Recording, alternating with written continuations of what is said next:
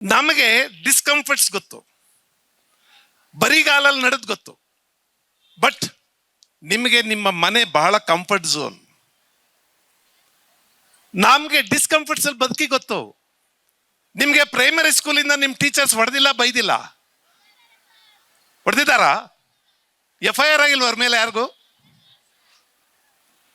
ನಿಮ್ ಪೇರೆಂಟ್ಸ್ ಸ್ವಲ್ಪ ಎಕ್ಸೆಪ್ಷನಲ್. ನಾವೆಲ್ಲ ಚಿಕ್ಕವರಾಗಿದ್ದಾಗ ಬೇರೆ. ಈಗ ನಿಮ್ಮ ಅಪ್ಪ ಅಮ್ಮನೇ ನಿಮ್ಮನ್ನು ಹೊಡೆಯೋದಿಲ್ಲ, ಹೊಡಿತಾರ?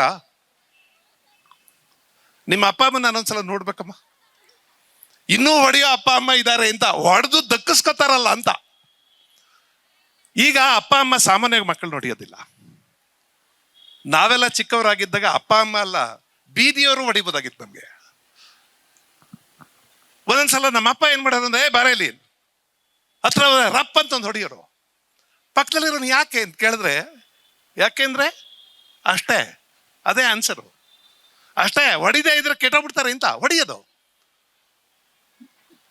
ನಮ್ಮ ಅಪ್ಪ ನನ್ಗೆ ಹೊಡಿಯೋದಿರ್ಲಿ, ಬೀದಿಯವನು ಯಾವನಾದ್ರೂ ಹೊಡೆದ್ರು ನಮ್ಮ ಅಪ್ಪ ಹಾಕು ಇನ್ನಾಕು ಅನ್ನೋರು. Is it possible? No. You cannot take insults.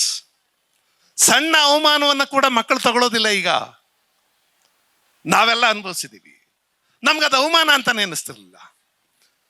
ಮನೆಗೆ ಯಾರಾದ್ರೂ ನೆಂಟರು ಬಂದ್ರೆ ನಾವು ನೆಂಟರು ಉಳ್ಕೊಳ್ಳಿ 4 ದಿವಸ ಅಂತ ಯೋಚನೆ ಮಾಡ್ತಿದ್ವಿ. ಯಾಕೆಂದ್ರೆ ನೆಂಟರು ಇರೋಷ್ಟು ದಿವಸ ಹೊಡೆಯಲ್ಲ ನಮ್ಗೆ ಅಂತ.